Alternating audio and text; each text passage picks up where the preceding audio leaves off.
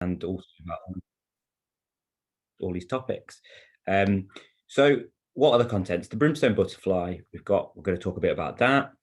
The buckthorn bushes themselves, some examples that we've got from East Suffolk, which was the inspiration for this, a small pilot we did in Sheffield in spring this year, a bit about Nature Recovery Sheffield, onto the specifics of this initiative, and then we'll have lots of time for questions. So hopefully that will cover all the things you're expecting to hear today. Let's just make sure we can move on. Yep. So a little bit about me. Who am I? Why have I got this topic? Why, what expertise have I got to talk about this? So I've been interested in butterflies specifically since the hot summer of 2006, if you remember it. When I happened to be down in Devon on holiday, and I actually saw lots of interesting different butterflies that I'd never seen before up in Sheffield and the north. I was given a fantastic butterfly site guidebook in Christmas 2007, and that led me to lots of different sightings across the country. But one of the really sad things about this book is now 14 years on, due to various local extinctions, the book's pretty much useless because all the places it says to go, all those rare butterflies that were at those sites have now gone. And that gives you an idea of the wider scale reductions in butterflies across the UK in just 14 years, very recent. Anyhow, it led me to a 5-year effort to spot and photograph all 58 breeding UK species between 2008 and 2012. I did this before the famous Patrick Barkham book came out. So yeah, I did it first. I just didn't write a book.Maybe I should have done. I might have made a lot of money. But much harder than you think to do what I did, given you've got a 50-hour-a-week day job. Some butterflies up in Scotland only come out for 2 weeks of a year, and only when the temperature's at a certain temperature and that sort of thing. So I had 3 trips to Scotland to see a very specific butterfly up there. Anyway, now I'm sort of, I'd class myself as an amateur expert, famous or infamous, depending on your view, in Sheffield for my interest in butterflies due to the white letter hair streak colony on the Chelsea Road elm tree. I'm one of the top 60 contributors on the main UK Butterfly online forum, and now very much focused on European butterfly conservation as well as local action. Enough about me. What about the brimstone butterfly? So obviously many of you will know bits and pieces about the brimstone butterfly. I guess you'll have a vague interest if you're on the talk today, if not a very specific and enthusiastic interest. So there's a picture I took. This was in Chambers Farm Wood in Lincolnshire. If you ever go there, it's great for wider butterflies, not just brimstone, but it's probably one of the most common. It's one of the best places I've been to for brimstone butterflies. You pretty much guarantee you'll see 1, 2, 3, 4, whether that's in sort of March, April time, or in sort of August time, the 2 flight periods. And that's the first thing I wanted to say. The flight period, it basically the cycle of this butterfly. They hibernate over the winter, and they emerge in early March. Really, and they fly potentially to mid-June. I think with global warming, it's maybe not really that long these days, but you genuinely do see them in March, April, and May. And if you see them at that time, you often just see a flash of them on a march, flying rapidly through the garden or wherever you are. You've seen them because they seem to be on a mission, and that is exactly what they're on. They're on a mission to find buckthorn to lay their eggs on, or if they're a male, to get around the females to pair with the females.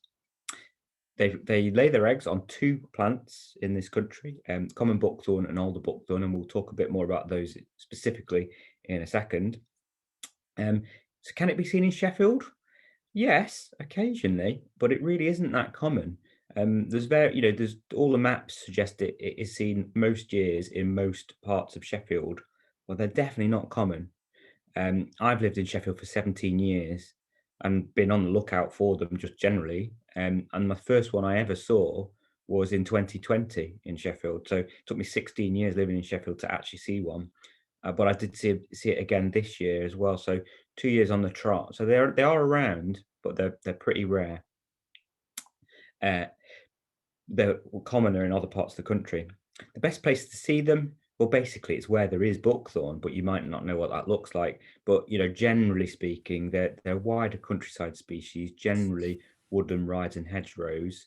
But actually, there's no reason why they can't be seen in gardens or suburban or relatively green or brownfield site areas in the city if there is buckthorn.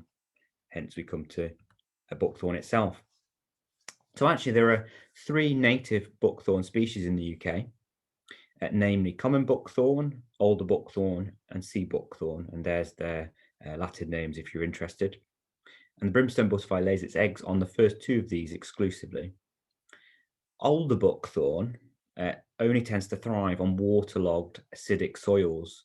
So for most gardens and sites, the best plants to buy to attract the brimstone butterfly is actually common buckthorn, which is also sometimes known as purging buckthorn.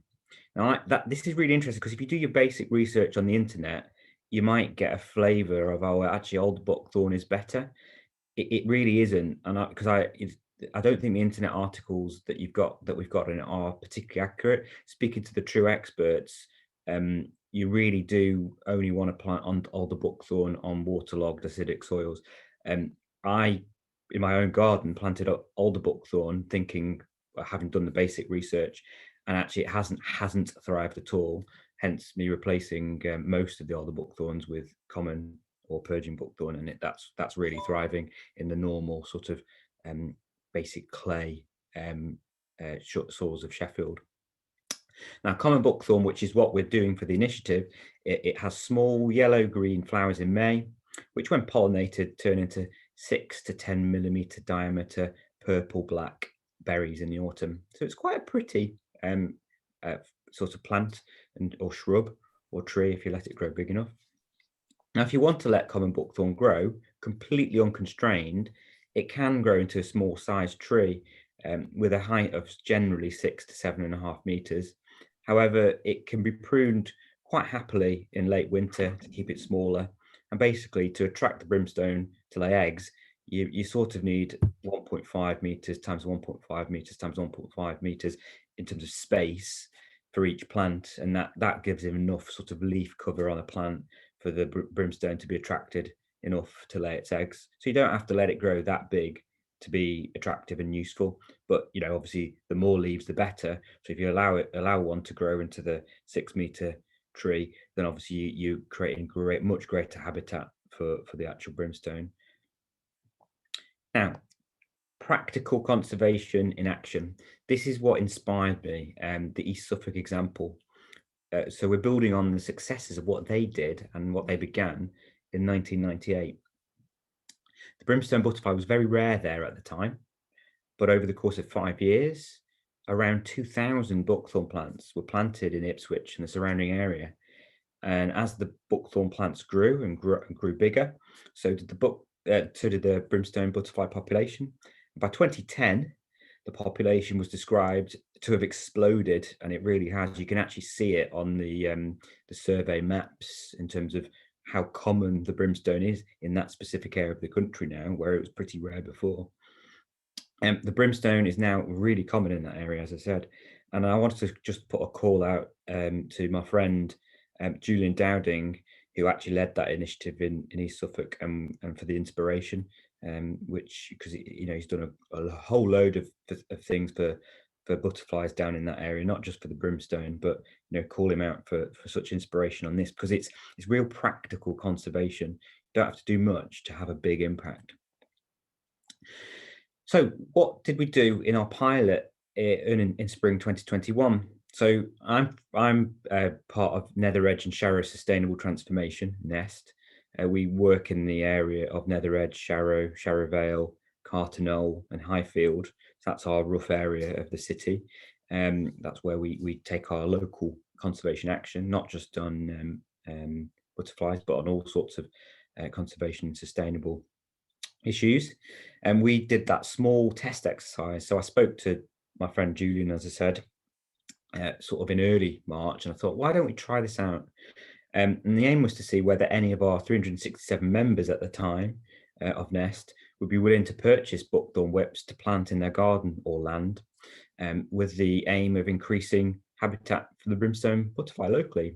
And the small test exercise went really, really well.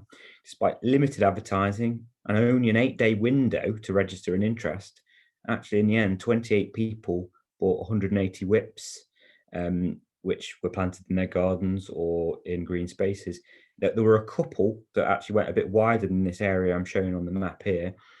But this is where pretty much up, I'd say 99% of the whips went. So you went from pretty much no buckthorn in this area that I'm showing you here to all these locations where there's at least one plant, but something up to 10 plants, I think, in some purchases. You can see how big, how many there are planted in this quite concentrated area, particularly here in Nether Edge. And obviously in 5 to 10 years time, when those plants grow, that will provide a fantastic habitat in this part of the city. We don't want to stop there, do we? So when Sheffield and Rotherham Wildlife Trust launched the Nature Recovery Sheffield initiative, basically I contacted Liz Ballard, the chief exec of the Wildlife Trust, straight away. I've worked with Liz before on saving the Chelsea Road elm. And she and I both saw this as a great opportunity to demonstrate how small-scale practical action can make a big difference to a visible species. And actually this may provide inspiration for other people to do other things with other types of nature, whether that be plants, animals, other butterflies, other insects, whatever. But actually you can make a genuine big difference with just really small sets of actions. And it's also a great opportunity for the two organisations to work together in partnership. The Wildlife Trust does such a fantastic job on so many different things, but it's always looking for more people to help out in practical ways. And we can do that here via the NESST organisation, but we can sort of work with the Wildlife Trust, work in partnership to make a greater difference together. So what is the actual specifics of the initiative, the Sheffield Buckthorn for Brimstones initiative? Well, basically, we'll be placing a bulk order for bare root common buckthorn whips in November 2021. Don't know specifically when we're going to place the order, but probably the first week of November.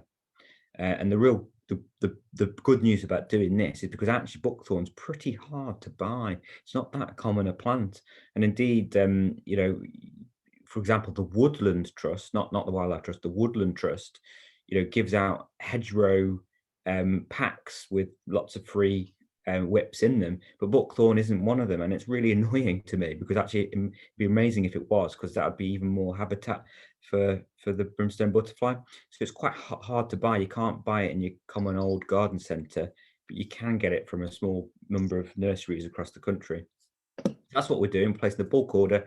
The price to the general public will be £3 per whip, and what will happen once we place the order, it will probably be delivered, we imagine, towards the end of November. It'll be delivered to the Sheffield and Rotherham Wildlife Trust's headquarters there on 37 Stafford Road. And once they've been delivered, basically we'll contact you or anyone who's purchased the whips to choose a time slot to pick up the whips that people have ordered. And basically it's as simple as this. If you want to participate, if you want to join in, you want to buy some buckthorn whips, simply decide how many buckthorn whips you want, visit the NESST website, see below, next bullet, fill in the form, which is at that website, before 31st of October. So you've got a month still to do, still to go. And then basically, as I said, we'll be in touch shortly afterwards to submit, shortly after you submit your order, to arrange an online payment. And sometime in November 2021, we'll then be in contact with you again to arrange that pickup slot to pick up your buckthorn plants from the Wildlife Trust head office. And it's as simple as that, basically. Just before I go to questions, the initiative's been live for just under a week now, and there's been about 100 whips bought already from about 40 or 50 people, I think. I can't remember the exact number, but 40 or 50 people, 100 whips already. So it's already a great success. Hopefully some of you I think I recognize some of the names, so some of you already purchased some. Hopefully more of you will as well. and yeah, there's more publicity to come. I'm on BBC Radio Sheffield tomorrow evening, and yeah, tell more people, tell your friends, tell everyone, tell your neighbours, tell everyone you can to participate, because the more buckthorn whips in the ground, the more habitat we've got in 4, 5, 6, 7, 8 years time, and hopefully we will get exactly what happened in East Suffolk. We'll get an explosion in the brimstone butterfly population. And I'm going to stop there. A nice short presentation with hopefully loads of time for you to ask questions. Great, thank you very much, Paul. Really informative and really interesting. We've had some questions in the chat, so I'll read them out to you. The first one is common buckthorn self-pollinating? Yes, it is. In terms of my own garden, I've seen like the berries, grow because it self-pollinated itself, and I think I've seen 1 or 2 of the berries grow into little tiny saplings, but I don't think it's particularly hugely like berries everywhere, little saplings everywhere. If you look online, there is a problem with that sort of stuff in America, where it's non-native and it does become invasive in North America, but that's not the case in the UK. Thank you. And are the available whip seedlings or from cuttings? So the ones that we're buying the whips are from seedlings. Like anything, I think you can take cuttings, but the ones that we'll be purchasing are seedlings. And do you have a photo of buckthorn? Ooh, do you know? I don't, but you can do a basic Google search. But a basic Google search, just look up purging buckthorn or common buckthorn, and you'll see what it looks like. Quite sort of ovalish shaped, pale green leaves, basically. Thank you. And how many whips have you got? Have I got in my garden, or how many we be ordering? I assume how many are we ordering, but you can talk about both.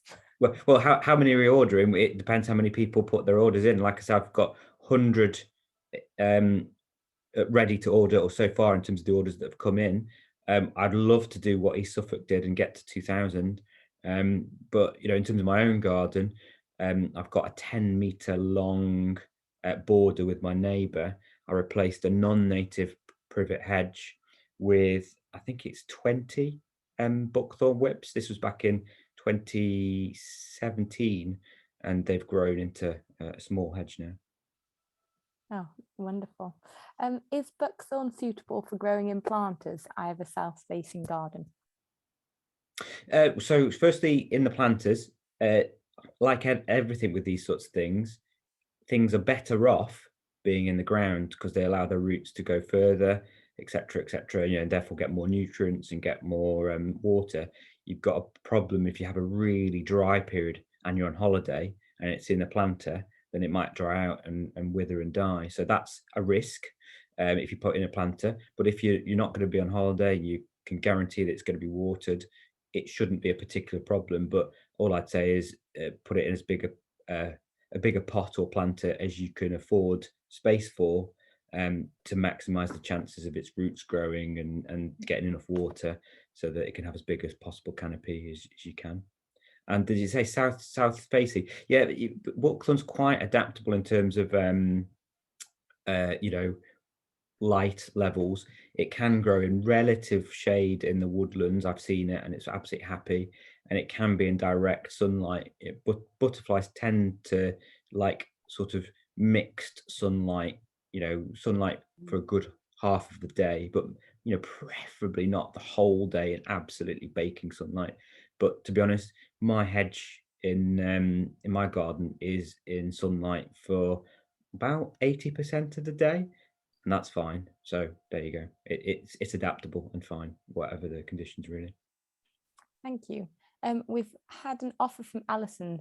Does anyone need help planting these? Alison, I don't know if you want to put in more details in the chat or come on and offer your services. Hello, yes, I'm just offering my services because I have a very small garden which wouldn't fit a lovely buckthorn. So I was just wondering if anyone did want to get any of these and needed a hand planting them. I'm sure we can get some help planting these. Oh, thank you so much. That's really nice to offer. Do you want to put a private message to myself with your email address, and then if we get any interest, I can liaise with you. That's really nice of you to offer. Lovely, thank you, will do. Thank you. So the next question is, are you going to continue with the mapping where they are planted, in Sheffield and Rotherham? Really good question. I should have said that. Absolutely, yes. The idea is, because when you pick them up, you'll get an aftercare leaflet. So not only will it tell you like what you might need to do and things to look out for after you've planted it, but it'll also include some instructions in terms of reporting sightings of the brimstone butterfly as well, and how to do that. But that's almost like the latter, sort of in 2, 3, 4, 5 years time, or whenever you see your brimstone butterflies. Through the registration form, when you're registering your interest to purchase some buckthorns, I'm taking down all the addresses and I'll be mapping all that. So yes, we'll have a really good idea of where all the buckthorns are, and fingers crossed it will correlate heavily in 5 years time with where the brimstone butterfly sightings are. Thank you. 2 questions which we've touched on already, but I'll read them out just in case you have any further to add.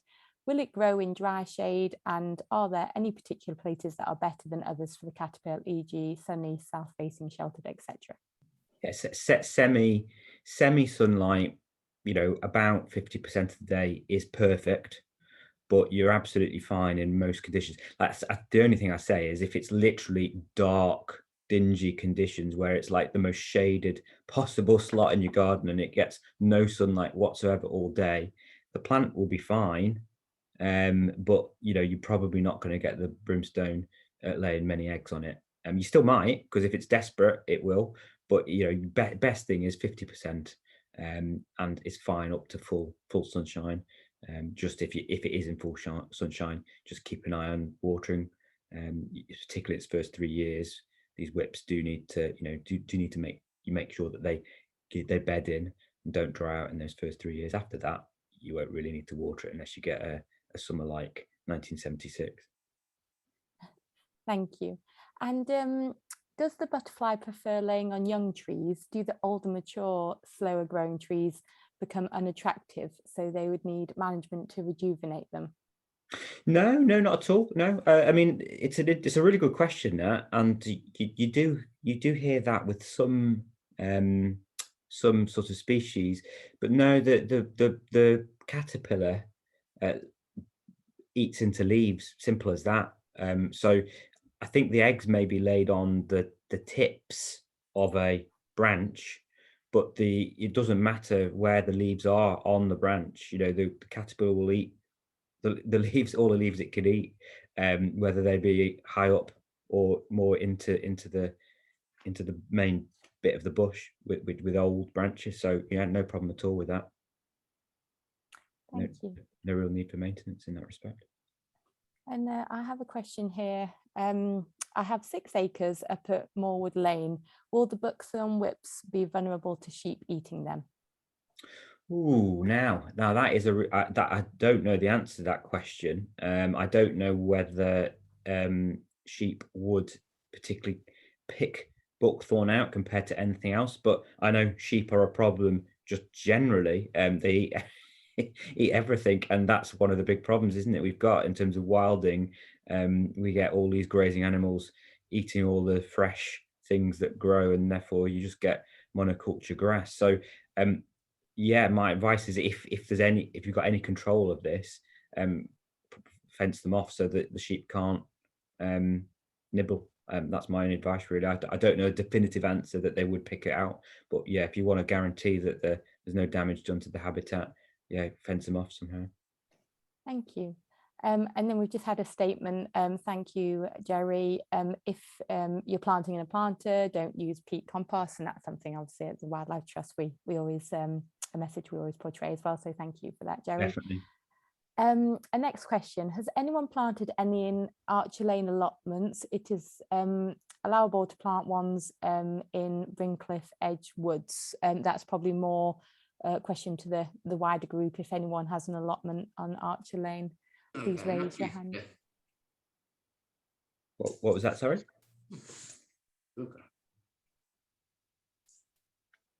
Did someone come in there? No? No. Yeah, maybe pop something in the chat if you want to reply to that.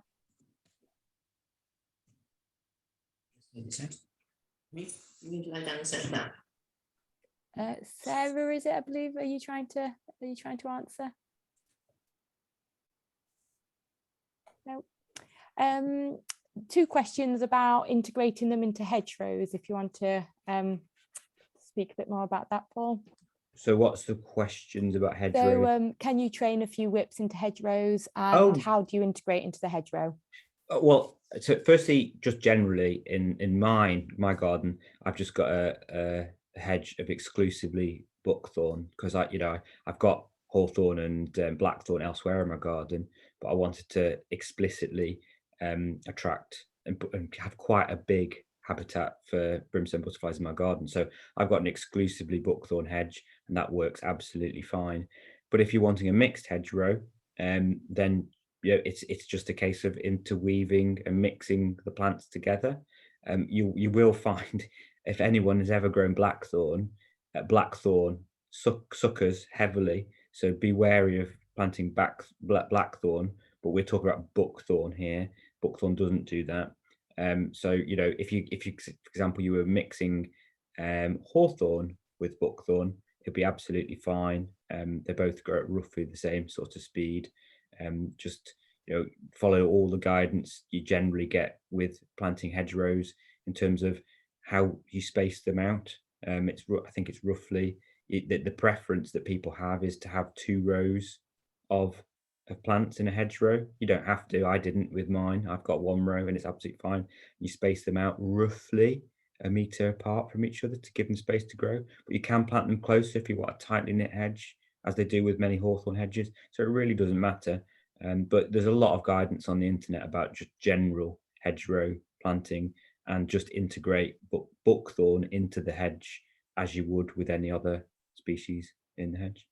Does that help? Is that okay? Yes, thank you. Another question has come in from Ian. Moorwood Lane has a good amount of older saplings growing. Well, they are very wet in areas. Does this mean that all the buckthorns are ideal for this location? Well, yeah. So older. So yeah, that's not to confuse older buckthorn with alder. They are 2 separate species. But if you've got older saplings growing in that area and it is very wet, then that would suggest it probably was suitable for older buckthorn. Yeah, absolutely. I'd say that that's the case. Yeah. Great, thank you. And from Dennis, wood seats allotments with my help have established a wildflower strip for butterflies. Thank you for your good work, Dennis. He said, I will try to persuade them to buy buckthorn from you. So thank you very much for your support, Dennis. That's great. Yeah, that'd be great. Great, definitely. Another question, are buckthorn berries edible? I believe SEA buckthorn produces juice that some see are as a superfood. I think I've been told that they're poisonous. So look that one up. But then again, many berries are in large quantities. So there's some people say you can eat hawthorn berries, but actually if you eat too many of them, it can be quite a problem. So yeah, look, do your research first just to confirm. But everything I've heard is that they're poisonous. So don't go eating buckthorn berries yourself. Not poisonous to birds, by the way. And birds will eat them, but yeah, not to humans. Great, thank you. So that's all the questions in the chat, unless anyone would like to put in anything now or raise your hand and come on screen and ask anything. No. So thank you very much to Paul, our speaker and our partner in this initiative. A really informative and interesting event. We'll be sending around an email following this, just with the link to the order form, in case you haven't already put in your orders. Tanya, a last question's come in, which is a good one. Great, please read it out, Nikki. What are your top 10 butterfly plants, Paul? Or maybe Ben could come in as well with his top 10 after you. I mean, so this is the interesting thing, right? So, but you plant wildflower meadows for the pollinator, for the nectar, and obviously there's great plants for that, but that's quite separate to the plant species that the butterflies lay their eggs on, and that's the thing you need to note. So it depends what you want to do. I do both in my garden.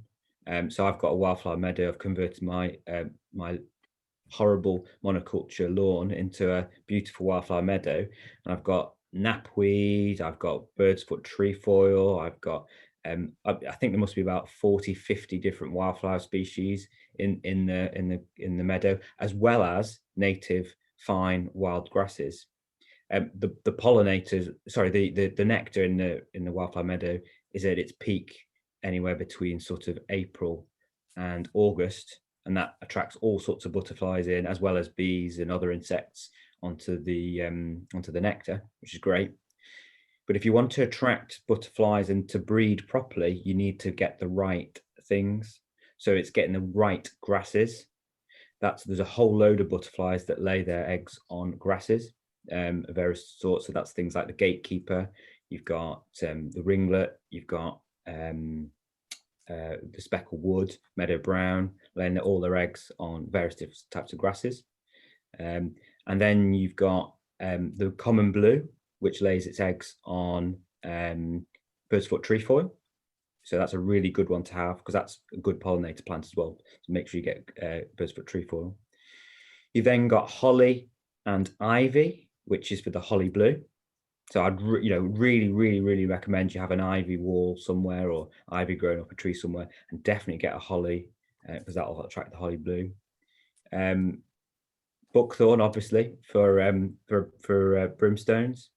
If you can fit a resistant Dutch elm disease resistant elm tree into your garden somewhere, that'll help you with the white letter hair streak. And then if you've got a really big garden, have a massive nettle patch if you can, because this is brilliant for all sorts of species, like the small tortoiseshell, the red admiral, the comma, and I think I'm missing one. Oh, and the peacock as well. And then also, we don't get them very much. We have the explosion years of the painted lady. If you can have creeping thistle, then absolutely the painted lady loves the creeping thistle too. So I think I've just done a quick run through. Ben, I know you're an expert too. Have I missed any? Ben, are you there? Or are you on mute? I can see you. Yeah, I don't think you've missed any. I don't think I could come up with any more. Elm, did you mention elm? You could put them, if you've got enough space, you could put an elm in your garden. But apart from that, I think you were pretty inclusive there. There was not much missed out. Okay, great. Great, thank you. Ben, can you just mute yourself again? Thank you. Paul, as well as, I don't know if your camera's come off. It might just be for me, but we've lost sight. Yeah, I'm of you. afraid it's my laptop. It just plays silly beggars sometimes. The cameras come off. Yeah, no worries. We've just had another few last questions that we'll try and cover. What about caterpillar food plants? They said top 10, but maybe if you just want to do a couple.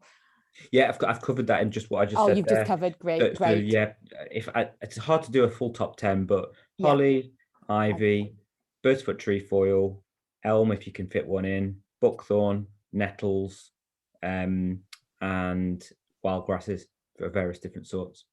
Yeah, great, thank you. And I think Polly has a hand up. Yes, I do. Two things, not small things.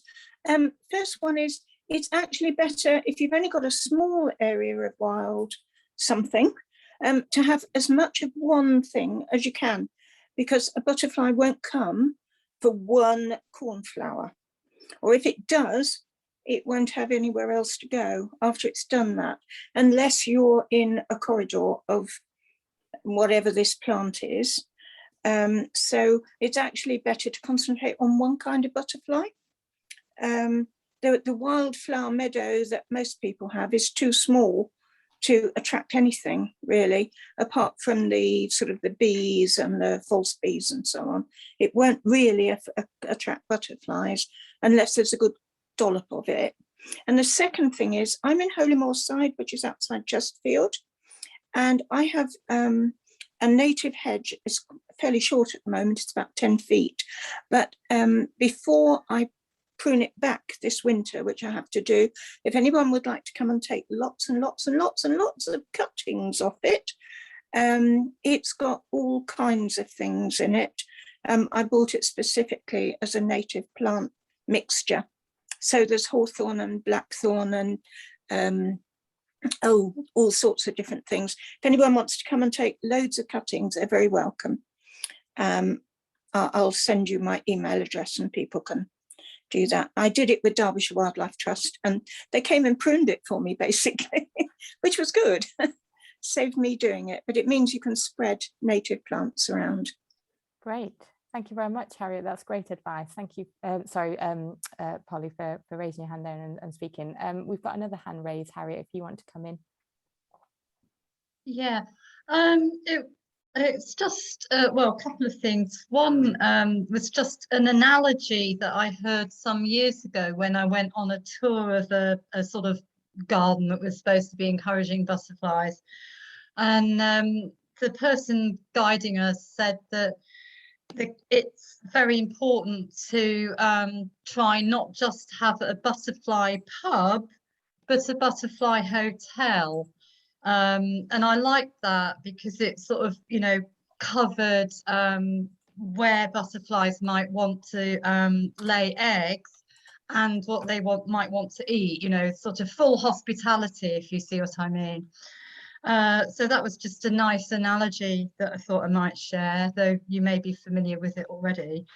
But the other thing was, I'm not sort of trying to pick holes in anything. I was just sort of curious because Paul mentioned nettles, and I heard a lecture by Ken Thompson, the No Nettles Required bloke, recently.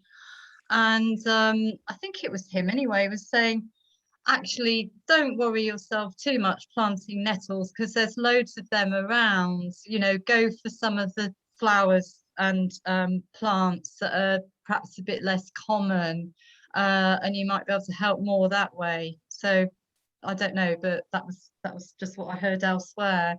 Yeah, you are right there, Harriet. Generally, there are lots of nettles around. Interestingly, where I live, there aren't. Right.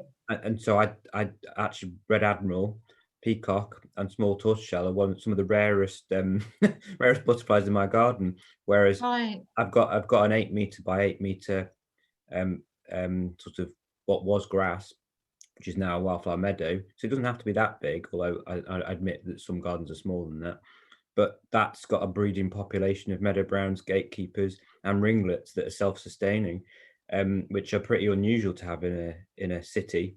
So it just shows really what you can do with the small areas. But yeah, nettles. Not everyone wants a big patch of nettles in their garden, do they? But if you can afford it, it will attract butterflies. I don't mind nettles at all, but I was just sort of sharing that because that was a comment that was made by someone else in the game, as it were. Mm-hmm. Yeah, definitely. Great, thank you very much for your discussion points. It's all really interesting. And one final point before we're due to end at 1:45. Which grasses would you recommend, Paul? I wish I could list them off.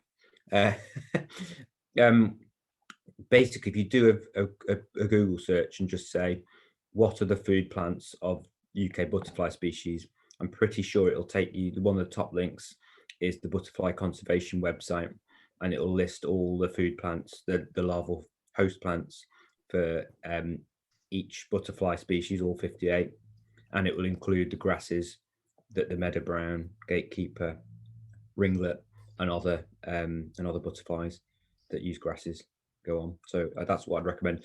I'd look it up myself, but right now, but that'll probably take me about 2-3 minutes. Yeah, Thank you very much, Paul. And does anyone want to raise their hand finally before we let you go and enjoy the rest of your day? If we've got any final questions or comments or advice that they wish to share with us? No, I can't see any. But yeah, just another massive thank you. Thank you for coming and for your continued support to both organisations. We'll be sending around a follow-up email with the link to the order form if you haven't ordered your Buckthorn whips already.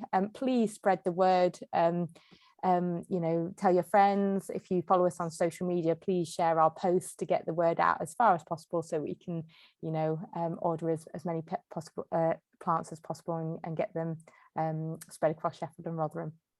Thank you very much, and thanks again to Paul for delivering a wonderful presentation and for the answering all your questions. And we hope to see you soon at our next event. Thanks, everyone. Thank Bye-bye. you. Bye.